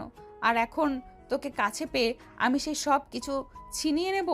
না, এটা তুই ভাবিস কি করে? আরে বললাম তো, আমার শরীরটা ক্লান্ত লাগছে, এসব কিছু আজ হবে না। আমি পারবো না কিছু করতে। আচ্ছা ঠিক আছে, তোকে কোনো কিছু করতে হবে না, যা করার আমি নিজেই করে নেব। তুই চুপচাপ শুয়ে থাক, আমাকে আমার মতো আমার কাজ করতে দে, কারণ বহু সাধনার পরে তোকে পেয়েছি। আর যদি তোর থেকে ভালোবাসা নিতে না পারি তাহলে এত কষ্ট পেয়ে কী লাভ হলো? কাল রাতে তো একবার করেছো, আমার ওটাকে একদম শেষ করে দিয়েছো। প্লিজ ওটাকে একটু আজ শান্তিতে থাকতে দাও। তোর ওটাকে শান্তিতে থাকতে দিলে যে আমার ওটা শান্তি পাবে না, তখন কি হবে? আর আমার মনটাও ভালো হবে না। তাই আগে নিজের চিন্তা করতে হবে। আমি আগে আমাকে ভালো রাখবো, আর তারপরে তোর চিন্তা করব। প্লিজ এমন করো না আমার সঙ্গে। কিন্তু কে শুনে কার কথা নদী আয়নকে ধাক্কা দিয়ে পিছনে উপর ফেলে দিল আর তারপরে ধপাস করে তার বুকে শুয়ে পড়ল। আয়নের কানে নদীর হাতটা নিয়ে আস্তে আস্তে সেটা গলার দিকে নামিয়ে নিতে লাগলো আর বলতে লাগলো, কি আছে তোর মাঝে? আমি তো সেটাই বুঝি না। তুই কেন আমাকে এইভাবে চুম্বকের মতো আকর্ষণ করিস? তোর থেকে নিজেকে দূরে রাখতে চাইলেও নিজেকে দূরে রাখতে পারি না। আমার মাঝে কিছুই নেই, আমি তোমাকে একটু আকর্ষণ করিনি, তুমি নিজেই আমার কাছে চলে আসো আর আমার কাছে থাকতে চাও। চাইবই ততই। এমনই তো একটা জিনিস যাকে আদর করে বুকে আগলে রাখতে হয়, তা না হলে যদি তুই আবার হারিয়ে যাস। বলে নদী আয়নের 2 ঠোঁটে হাত রাখলো আর আস্তে আস্তে করে একটু নাড়ে দিয়ে বলতে লাগলো, উফ, তোর ঠোঁট দুটো রে ইচ্ছা করে একদম কামড়ে খেয়ে ফেলি। এই না, একদম না। তুমি কাল আমার এই 2 ঠোঁটের উপর অনেক অত্যাচার করেছো, আজ আর কোনো অত্যাচার করবে না। আবার ঠোঁট দুটো একদম ফুলে গেছে। সারাদিন কত কষ্ট করে ঠোঁটগুলো কামড় দিয়ে ধরে রেখেছি, কাউকে কোনো কিছু বুঝতে দেইনি, কিন্তু আজ এরকম করবে না। আরে আমার বোকা জামাইয়ের কথা শোনা, তুই নিজেকে কি ভেবেছিস? তুই এসব ফালতু কথা বলবি আর আমি তোকে ছেড়ে দেব? এটা তুই ভাবলি কি করে? প্লিজ, আমি তোমার 2টা পায়ে পড়ি রিকোয়েস্ট করে বলছি, আমার সঙ্গে এরকমটা করো না। আমি না তোমার ভাই লাগি? হারামজাদা, তুই আমার জামাই লাগোস, বুঝতে পেরেছিস? তোর সঙ্গে সোজা কথায় কাজ হবে না, আঙুল বাঁকাতে হবে। বলেই আয়নকে আর কোনো কথা বলার সুযোগ না দিয়ে নদী আয়নের ঠোঁট দুটো নিজের দখলে নিয়ে নিল আর তারপর ইচ্ছে মতো চুষতে লাগলো। এদিকে আয়ন নিজেকে ছাড়ানোর জন্য চেষ্টা করছিল, কিন্তু কোনোভাবেই পারছিল না, কারণ নদী আয়নের হাত দুটো বিছানার সঙ্গে শক্ত করে চেপে ধরে রেখেছিল যাতে আয়ন একটু নড়াচড়া করতে না পারে। প্রায় 10 মিনিট পর আয়নের ঠোঁট দুটো নিয়ে এভাবে খেলা করে আর তারপর ঠোঁট দুটো ছেড়ে দিয়ে আয়নের গলার নিচে মুখ ডুবিয়ে দেয় আর আবারও গলায় কিস করতে থাকে। আর সেই সঙ্গে এক হাতে আয়নের নাভিতে বেশ কিছুক্ষণ ঘষাঘষি করলো, তারপর হাত আস্তে আস্তে নিচের দিকে নিতে থাকে। এটা দেখে আয়ন নদীকে বলতে থাকে, এই প্লিজ ওদিকে যেও না, ওটা দাঁড়িয়ে যাবে। না দাঁড়ালে তোর সঙ্গে করব কি করে? তোর সঙ্গে মজা নেব কিভাবে? প্লিজ আজ আমাকে ছেড়ে দাও, ভালো লাগছে না। কিন্তু কে শুনে কার কথা? নদী নিজের হাত আস্তে আস্তে আরও নিচের দিকে নিতে থাকে আর আয়নকে পুরোপুরিভাবে উত্তেজিত করে তোলে আর পরিশেষে আয়নকে নিয়ে ভালোবাসার মহাসমুদ্রে ডুব দেয়। প্রায় 2 ঘন্টা ধরে চলে তাদের এই ভালোবাসার আদান প্রদান পর্ব। এদিকে আয়ন একদম ক্লান্ত হয়ে গেছে, তাই নদীর কাছ থেকে ছাড়া পাওয়া মাত্রই সে ক্লান্ত হয়ে বিছানায় শুয়ে পড়েছে আর এমনভাবে হাঁপাচ্ছে যেন তৃতীয় বিশ্বযুদ্ধ শেষ করে এসেছে। এটা দেখে নদী হাসতে হাসতে বলতে লাগলো, কি রে, এভাবে হাঁপাচ্ছিস কেন? দেখে তো মনে হচ্ছে তৃতীয় বিশ্বযুদ্ধ শেষ করে এরপরেই ফিরে এসেছিস। তুমি তো তার চাইতেও বড় কিছু আমার সঙ্গে করেছো। 2 ঘন্টা ধরে তুমি আমার আর আমার ওটার উপর অত্যাচার করেছো। এটা কোনো মানুষের কাজ হতে পারে নাকি? তো আমাকে কি তোর অন্য কিছু মনে হয় নাকি? আর হলে হোক, তাতে আমার কিছু যায় আসে না, কিন্তু আমার কাছে আবার ভালোবাসা আর আমার ইচ্ছেই সবচাইতে আগে। এত বছর অপেক্ষার পর ভালোবাসাকে কাছে পেয়েছি, আর এখন ভালোবাসাকে উপভোগ করব না, সেটা হতে পারে নাকি? যাই হোক, চল ঘুমানো যাক। বলে নদী আয়নকে টান দিয়ে নিজের বুকের উপর নিয়ে আসে আর তখনই আয়ন বলতে লাগে, আরে এটা তুমি কি করছো? তোমাকে না বললাম আমি তোমার ওই 2টার উপর ঘুমাতে পারি না, আমি বালিশে ঘুমাবো। একদম চটকনা মেরে তো সব কটা দাঁত ফেলে দেব, বলে দিলাম। আমার কথার কোনো গুরুত্ব নেই, তাই না? আমি তখন তোকে বলেছি তোকে আমার বুকের উপরে ঘুমাতে হবে, তার মানে তোকে আমার বুকের উপরেই ঘুমাতে হবে, আর কোথাও তোর কোনো জায়গা হবে না। আপু থুকু আমার বউ, প্লিজ এমন করো না, আমাকে একটু শান্তি মতো ঘুমাতে দাও। আমি যদি শান্তিতে না থাকি তাহলে তোকে শান্তিতে থাকতে দেব? এটা তুই ভাবলি কি করে? আগে তুই আমাকে শান্তি দিবি আর তারপরে তুই নিজে শান্তিতে থাকবি। তোকে যদি আমার বুকে জড়িয়ে ধরে না রাখি তাহলে আমার নিঃশ্বাস নিতে কষ্ট হবে, আমার বুকটা ফাঁকা ফাঁকা লাগবে। এটা তো আমি হতে দিতে পারি না। বলেই নদী আয়নকে আরও শক্ত করে জড়িয়ে ধরে আর ঘুমিয়ে পড়ে। কিন্তু আয়নের কোনোভাবেই ঘুম আসছিল না। নদীর নিঃশ্বাসের শব্দ আর সেই সঙ্গে সমান্তালে বুকের ওঠানামা। রাত প্রায় 3টার মতো বেজে গেল। সে তখনও সজাগ। তখনই নদীর ঘুম ভেঙে যায়। আয়নকে জাগ্রত দেখে নদী বলতে থাকে, ওরে বাবা, আমার জামাই তো দেখছি কত দায়িত্বশীল। আমি ঘুমাচ্ছি আর আমার জামাই আমাকে পাহারা দিচ্ছে, যেন কেউ নিয়ে না যায়। দেখো সেরকম কোনো বিষয় না, তোমাকে তো আমি বললাম তোমার বুকের উপর শুলে আমার কোনোভাবেই ঘুম আসবে না। একদিকে তোমার এই 2টার অত্যাচার, অন্যদিকে তোমার নিঃশ্বাসের শব্দ আমার কান আর শরীর দুটোই ঝালাপালা করে ফেলছে। এটা শুনে নদী আয়নকে বলতে লাগলো, একদম মেজাজ খারাপ করবে না বলে দিলাম। চুপচাপ ঘুমিয়ে পড়। তোকে জড়িয়ে না ধরলে আমার একটুও শান্তি লাগে না। এটা তোকে আর কতবার বলবো, বয়রা একটা। তোমার যা ভালো লাগে আমি তাই, কিন্তু তারপরও আমাকে একটু শান্তিতে থাকতে দাও। কিন্তু এসব কথা আর নদীর কান পর্যন্ত পৌঁছালো না। তার আগে সে ঘুমের দেশে হারিয়ে গেল। কিন্তু ঘুমের মধ্যেও নিজের শরীরের সমস্ত শক্তি দিয়ে আয়নকে জড়িয়ে ধরে আছে, এমনভাবে জড়িয়ে ধরে আছে যেন ছেড়ে দিলেই পালিয়ে যাবে। এদিকে ফজরের আজান দিবে এমন সময় আয়নের চোখটা লেগে গেল আর সে ঘুমিয়ে গেল। সকাল 11টা বাজে অলরেডি। আয়না আম্মু তাদের দুজনকে বেশ অনেকবার ডাকাডাকি করেছে, কিন্তু তাদের কোনো সারা শব্দ নেই। তাই আয়নের আম্মু বাধ্য হয়ে ডাকাডাকি বন্ধ করে নাস্তার টেবিলে গেলেন। আয়নের বাবা আজ অফিসে যায়নি, তাই একটু দেরি করে নাস্তার টেবিলে এসেছে। এদিকে তিনি আয়ন আর নদীকে দেখতে না পেয়ে নিজের স্ত্রীকে বলতে লাগলেন, কি ব্যাপার আয়ান কোথায়? কি ব্যাপার আয়ান কোথায়? আর বৌমা কোথায়? ওরা নাস্তা করতে আসেনি? না, ওরা এখনো ঘুম থেকে ওঠেনি। আমি কয়েকবার ডাকাডাকি করেছি, কিন্তু ওদের কোনো সাড়া শব্দ পাচ্ছি না। আমার মনে হয় ওরা এখন ঘুম থেকে উঠবে না। চলো আমরা দুজনে নাস্তা করে নিই। আরে সেটা বললে হয় নাকি? যদি এবার এই নতুন বউ তাকে রেখে নাস্তা করে নিলে এটা ভালো দেখাবে না। আচ্ছা ঠিক আছে, তাহলে তুমি বসে বসে অপেক্ষা করতে থাকো ওরা কখন ঘুম থেকে উঠবে, তারপর তুমি ওদের নিয়ে নাস্তা করো। কিন্তু আমার তো বসে থাকলে চলবে না, আমার ওষুধ খেতে হবে। তাছাড়া আমার আরও অনেক কাজ পড়ে আছে, কাজ করতে হবে। আচ্ছা ঠিক আছে, তুমি নাস্তা করে ওষুধ খেয়ে নাও বৌমা। ঘুম থেকে উঠলে তারপর আমি নাস্তা করব। আমি এখন রুমে চলে যাচ্ছি, ওরা ঘুম থেকে উঠলে আমায় ডেকে দিও। এই বলে আয়নের বাবা নিজের রুমে গেলেন। আর এদিকে আয়নের আম্মু তখন 7 পাঁচ চিন্তা না করে নাস্তা করে নিল। নাস্তা করা শেষ হলে তারপর তিনি ওষুধ খেয়ে দুপুরে রান্নার আয়োজন করতে লাগলেন। আর এদিকে নদী আর আয়ন তখনও ঘুমাচ্ছে। দুপুর হবে হবে এমন সময় আবারও আয়নের আম্মু গেল নদী আর আয়নকে ঘুম থেকে ডেকে তুলতে। দরজায় দাঁড়িয়ে তিনি বেশ কয়েকবার নক করলেন আর আয়নের নাম ধরে ডাকতে লাগলেন। এই আয়ান, আয়ান, কি হলো? বেলা তো দুপুর হয়ে যাচ্ছে, তোরা এখনো ঘুম থেকে উঠছিস না কেন? তোর বাবা সেই কখন থেকে অপেক্ষা করছে তোদেরকে সঙ্গে নিয়ে নাস্তা করবে বলে। তাড়াতাড়ি ঘুম থেকে উঠে চলে আয়। আরে আম্মু, তোমরা এখনও নাস্তা করনি কেন? আমি তো সেই কখন ঘুম থেকে উঠতে চাইছি, কিন্তু তোমার বৌমা আমাকে ঘুম থেকে উঠতে দিচ্ছে না। নদী বল নাস্তা করে নিতে, তারপর যতক্ষণ ইচ্ছা ঘুমাতে, তারপর আর কেউ ডাকাডাকি করবে না। তোর বাবা আজ অফিসে যায়নি, তোদের সঙ্গে সময় কাটাবে বলে। ঘুম থেকে উঠে চলে আয়। এই বলে আয়নের আম্মু সেখান থেকে চলে গেল। আর এদিকে আয়ন তখন নদীকে ডাকতে লাগলো। এই বউ, বউ, কি হলো?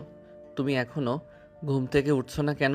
বাবা সেই কখন থেকে অপেক্ষা করছে আমার যাওয়ার পর আমাদের সঙ্গে নিয়ে নাস্তা করবে। উফ, বাবাকে বলো না নাস্তা করে নিতে। আমি এখন নাস্তা করব না। আমার জামাইকে ছেড়ে বিছানা থেকে উঠতে আমার মন চাইছে না। আরে তোমার কি মাথা খারাপ নাকি? তোমার জামাইকে তোমাকে ফেলে অন্য মেয়ে নিয়ে পালিয়ে যাবে নাকি? কি বললি তুই? তুই আমাকে ফেলে অন্য মেয়েকে নিয়ে পালিয়ে যাবি? তোর ওটা কেটে একদম হাতে ধরিয়ে দিব। তুই চিনিস আমাকে? আরে আমি তো এমনি তোমাকে মজা করে বললাম। যাও, তাড়াতাড়ি ঘুম থেকে উঠে ফ্রেশ হয়ে আসো। এই বলে আয়ন নদীকে জোর করে ঘুম থেকে তুলে দিল। আর তারপর দুজনে একসঙ্গে ফ্রেশ হয়ে নাস্তার টেবিলে গেল। তখন প্রায় দুপুর 1টা বাজে। আয়নের আম্মু তখন নদীকে বলতে লাগলো। তোমার শ্বশুর মশাই সেই কখন থেকে নাস্তার টেবিলে এসেছে, কিন্তু তোমরা আসনি বলে নাস্তা না করে নিজের রুমে চলে গেছে। যাও তোমার শ্বশুর মশাইকে ডেকে নিয়ে আসো। আরে আম্মু, আব্বুকে নাস্তা করে নিতে বললেই তো হতো। দুপুর হয়ে গেছে, বুড়ো মানুষ এতক্ষণ অপেক্ষা করার কি প্রয়োজন ছিল? সেটা তো আর আমি বলতে পারবো না। শ্বশুর মশাই বসে আছে পুত্রবধূকে নিয়ে নাস্তা করবেন বলে, আর এদিকে পুত্রবধূ ঘুমিয়ে কুল পায় না। যাও এখন তুমি তোমার শ্বশুর মশাইকে ডেকে নিয়ে আসো, আর তারপর তিনজনে একসঙ্গে নাস্তা করো। নদী তখন আর কোনো কথা না বলে আয়নের বাবার রুমে চলে গেল। আয়নের বাবা টিভি দেখতে দেখতে ঘুমিয়ে গেছেন। নদী আয়নের বাবার মাথায় হাত রেখে ডাকতে লাগলো। আব্বু, ওই আব্বু, ঘুম থেকে ওঠেন, নাস্তা করবেন, চলেন। নদীর ডাকে আয়নের বাবার ঘুম ভেঙে গেল। আর তিনি চোখ মেলে তাকিয়ে নদীকে দেখতে পেয়ে বলতে লাগলেন। আরে বৌমা, তোমরা ঘুম থেকে উঠে গেছো? আমি তো তোমাদের জন্য অপেক্ষা করছিলাম। চলো যাওয়া যাক, একসঙ্গে নাস্তা করে নিই, তারপর তোমাদেরকে নিয়ে একটু অফিসে যাব। অফিসের সকল স্টাফদের সঙ্গে পরিচয় করিয়ে দেব। আব্বু, এখন এসবের কি প্রয়োজন আছে? আমি তো এই বাড়িতেই যখন এসেছি এই বাড়িতে থাকবো, পরে না হয় অফিসের সকল স্টাফদের সঙ্গে পরিচয় হওয়া যাবে। না বৌমা, আমি যেটা বলছি সেটাই হবে। তুমি এখন আর আজকে আমার সঙ্গে অফিসে যাবে। আমি অফিসের সকল স্টাফকে কথা দিয়েছি আজ তোমাকে নিয়ে অফিসে যাব, আর অফিসে সবার সঙ্গে পরিচয় করিয়ে দেব। সেই সঙ্গে অফিসে সবাই আমার ছেলের বিয়ের মিষ্টি খেতে চাইছে। তুমি নিজের হাতে তাদের সবার হাতে মিষ্টির প্যাকেট তুলে দিবে, এটা তোমার কাছে আমার আবদার। তখন কিছুক্ষণ চিন্তা করলো নদী, আর তারপর তার শ্বশুর মশাইকে বলতে লাগলো। আচ্ছা আব্বু, ঠিক আছে, কোনো সমস্যা নেই। আপনি যেরকমটা বলবেন আমি সেরকমটাই ট্রাই করব। হাজার হোক, আমি আপনার পুত্রবধূ বলে কথা। এই বলে নদী আয়নের আব্বুকে নিয়ে খাবার টেবিলে চলে আসলো। আর তারপর তারা তিনজনে মিলে একসঙ্গে বসে নাস্তা করলো। আর তখনই নদী তার শ্বশুর মশাইকে বলতে লাগলো। দেখুন আব্বু, আপনার এখন বয়স হয়েছে, আপনি কখনোই আমাদের জন্য খাবার টেবিলে বসে থাকবেন না। আপনার যখন খাবার খাওয়ার সময় হবে তখন খাবার খেয়ে নেবেন। আমাদের জন্য অপেক্ষা করে নিজের শরীর নষ্ট করবেন না। আর এটা তুমি কি বলো? তুমি আমার ছেলের বউ, আমার আর একটা মেয়ের মতো। তোমাকে ফেলে রেখে আমি কিভাবে নাস্তা করে নিই? দেখুন, আপনাদের এখন সময় মতো খাবার খাওয়া উচিত। আমরা না হয় কোনো দিন ঘুম থেকে একটু দেরি করে উঠি, কিন্তু তাই বলে কেন আপনাকে এতক্ষণ অপেক্ষা করতে হবে? আমি আপনাকে বলেছি আমি কিছুই মনে করব না। যখন আপনার খাবার খাওয়ার সময় হবে আপনি সময় মতো খাবারটা খেয়ে নেবেন। হ্যাঁ, হয়তো আমি সেকেলে মেয়েদের মতো সংসারটা তো গুছিয়ে করতে পারবো না, কারণ আমার তো অভ্যাস নেই। তবে আপনার আমার উপর এইসব ব্যাপার নিয়ে রেগে যাবেন না, প্লিজ। তুমি যে কি বলো না বৌমা, তোমাকে তো আমি বললাম তুমি আমার মেয়ের মতো। তোমার উপর আমি কখনোই অভিমান করব না। তুমি এই বাড়িতে সারা জীবন আমার মেয়ের মতোই থাকবে, আর আমি তোমাকে তোমার বাবার মতোই আদর, স্নেহ আর ভালোবাসা দিয়ে আগলে রাখবো। বলতে বলতে তাদের খাওয়া দাওয়া শেষ হয়ে গেল। আর তারপরে আয়নের আব্বু নদীকে বলে রেডি হয়ে আয়নকে নিয়ে চলে আসার জন্য। নদী তখন আর কোনো কথা না বলে আয়নকে নিয়ে চলে গেল। আর তারপর কিছুক্ষণের মধ্যে রেডি হয়ে নিচে চলে আসে। আর তারপরে আয়নের আব্বু আয়নার নদীকে নিয়ে বাসা থেকে বের হয়ে গেল। তিনি আগে থেকেই অফিসের সকল স্টাফদের জন্য মিষ্টি অর্ডার করে রেখেছিলেন। তারা অফিসে পৌঁছানোর আগেই সেসব মিষ্টি অফিসে পৌঁছে গিয়েছিল। আর এইদিকে আয়নের বাবা নদী আর আয়ন দুজনকে একসঙ্গে নিয়ে অফিসের ভিতর প্রবেশ করেন। আর তারপরেই অফিসের সমস্ত স্টাফকে সেমিনারের রুমে ডেকে নেন। তারপর সবার সঙ্গে নিজের পুত্রবধূকে পরিচয় করিয়ে দেন। হ্যালো গাইস, শি ইজ নদী, মাই ডটার ইন ল। তোমরা সবাই তাকে চিনে রাখো, ভবিষ্যতে তোমাদের বস হবেন। আব্বু আপনি যে কি বলেন না, আমার না এইভাবে চাকরি বাকরি আর ব্যবসা বাণিজ্য নিয়ে ব্যস্ত থাকার ইচ্ছে নেই। আমার ইচ্ছে আমি সংসার নিয়ে নিজেকে ব্যস্ত রাখবো। সে তোমার যেটা ভালো লাগে তুমি সেটাই করো। আমরা কখনোই তোমার ওপর কোনো কিছু চাপিয়ে দেব না। তুমি তোমার বাবার বাড়িতে যেমন স্বাধীন ছিলে, এ বাড়িতেও তুমি ঠিক তেমন স্বাধীনভাবেই চলাফেরা করবে। আর কেউ যদি তোমার স্বাধীনতায় কোনো হস্তক্ষেপ করবে, তুমি সঙ্গে সঙ্গে সেটা আমাকে জানাবে। তার জন্য যথাযথ ব্যবস্থা আমি নেব। কথাটা আয়নের দিকে তাকিয়ে বলেন আয়নের বাবা। আর তখনই আয়ন তার বাবাকে বলতে থাকে, তুমি কি আমাকে মিন করে কিছু বলছো না? যে আমি কিন্তু কিছু বুঝতে পারছি না। তোমার অত কিছু বোঝার দরকার নেই। আর বেশি বুঝে নিজের দিকে যদি টেনে নাও তাহলে তো আমার কাছেও করার নেই। বাই দ্য ওয়ে বৌমা, এখন থেকে প্রত্যেক স্টাফের হাতে একটা করে মিষ্টির প্যাকেট তুলে দাও। নদীর হাতের কাছে থাকা মিষ্টির কার্টুন দেখিয়ে নদীকে এই কথাটা বলেন আয়নের বাবা। নদী তখন তার শ্বশুরের কথা মতো অফিসে প্রত্যেকটা স্টাফের হাতে মিষ্টির প্যাকেট তুলে দেন। আর সবার সঙ্গে কৌশল বিনিময় করেন। এভাবেই চলে গেল প্রায় 2 ঘন্টা সময়। ইতিমধ্যে বিকেল হয়ে এসেছে। তখন আয়নের বাবা নদীকে বলতে থাকে, বৌমা চলো, আজ তোমাকে নিয়ে একটা জায়গায় যাব। কোথায় যাবেন আব্বু? সেটা সেখানে গেলেই দেখতে পাবে। প্রশ্ন না করে চলো আমার সঙ্গে। এই বলে আয়নের বাবা নদীর হাত ধরে অফিস থেকে বের হলো। আর এদিকে আয়ন বাধ্য ছেলের মতো তাদের পিছন পিছন চলে আসলো। সবাই মিলে একসাথে গাড়িতে উঠে বসলো। আর তারপরে আয়নের বাবা ড্রাইভারকে গাড়ি স্টার্ট করতে বলল। একটা রেস্টুরেন্টের সামনে এনে গাড়িটা দাঁড় করালো। আর তারপরে আয়নের বাবা নদী আর আয়নকে দুজনকে সঙ্গে নিয়ে গাড়ি থেকে নামলো। তখনই নদী বলতে লাগলো, আব্বু আপনি আমাকে এখানে কেন নিয়ে এসেছেন? আমরা তো একটু আগেই বাসা থেকে খাওয়া দাওয়া করে তারপরেই বের হয়েছি। কথা না বাড়িয়ে চলো তো আমার সঙ্গে। এখানে ফুচকা পাওয়া যায়। আমি জানি মেয়েরা ফুচকা খেতে ভীষণ পছন্দ করে, আমারও খুব ভালো লাগে। তাই আমি সিদ্ধান্ত নিয়েছি আজ তোমাদের দুজনকে সঙ্গে নিয়ে ফুচকা খাবো। ফুচকার কথা শুনে নদীর জিভে জল এসে গেল। সে বলতে লাগলো, তাহলে একটা চ্যালেঞ্জ হয়ে যাক, দেখি কে বেশি ফুচকা খেতে পারে। আমি কিন্তু আগেই বলে দিচ্ছি আপনারা কেউ আমার সঙ্গে খেয়ে পারবেন না। আমার সঙ্গে চ্যালেঞ্জ করো না, আমি কিন্তু অনেক ফুচকা খেতে পারি। আচ্ছা ঠিক আছে, চলুন তাহলে দেখা যাক কে হারে আর কে জিতে। এ বলে তিনজনই রেস্টুরেন্টের ভিতর প্রবেশ করলো। আর তারপরেই ফুচকার অর্ডার করলো। কিন্তু মেয়ে মানুষের সঙ্গে কি আর ফুচকা খেয়ে পারা যায় নাকি? নদী সবার চাইতে বেশি ফুচকা খেলো। আর তারপরে সবাই অনেক আনন্দ উল্লাস করে রেস্টুরেন্ট থেকে বের হয়ে আসলো, উদ্দেশ্য বাসায় যাওয়া। তখনই নদী বলতে লাগলো, আব্বু একটা কাজ তো ভুলেই গেছি। আমরা তো খেলাম, কিন্তু বাসায় আম্মু আর তিশা আছে, ওদের জন্য নিয়ে যেতে হবে। আপনারা এখানে দাঁড়ান, আমি ওদের জন্য পার্সেল নিয়ে আসি। হ্যাঁ বৌমা, তুমি একদম ঠিক কথা বলেছ। ওরা যদি জানতে পারে আমরা খেয়ে চলে গেছি আর ওদের জন্য কিছু নেইনি, তাহলে ওরা খুব রাগ করবে। বলতে নদী রেস্টুরেন্টের ভিতর ঢুকে গেল। তারপর তিশা আর তার আম্মুর জন্য ফুচকার পার্সেল নিয়ে বাসায় চলে গেল। বাসায় এসে কলিং বেল চাপ দিতেই আয়নের আম্মু দরজা খুলে দেয়। নদী দরজা খুলতেই আয়নের আম্মুর হাতে পার্সেলটা তুলে দিল। আর তারপর বলতে লাগলো, আম্মু এই নাও, আমরা খেয়ে এসেছি আর তোমার আর তিশার জন্য নিয়ে এসেছি। আয়নের আম্মু পার্সেলটা হাতে নিয়ে অনেক খুশি হন। আর নদীকে বলতে থাকেন, সত্যি রে, আমি বৌমা নয়, দ্বিতীয় মেয়ে পেয়েছি। আমি খুব ভাগ্যবান রে মা। তুই আমার বাড়িতে পুত্রবধূ হয়ে এসেছিস। আসলে একটা কথা আছে, রক্তের টান। এভাবে কেন বলছো? এটা তো আমার দায়িত্ব। তোর জায়গায় অন্য কেউ থাকলে হয়তো এটা করতো না। উল্টে এটা বলতো যে এইটুকু সামান্য খাবার ওদের জন্য কেন নিয়ে যেতে হবে, ওরা কি বাসায় খেয়ে থাকে না? ও ফাম্মু, বাদ দাও তো এসব কথা। তুমি আর তিশা এটা খেয়ে নাও।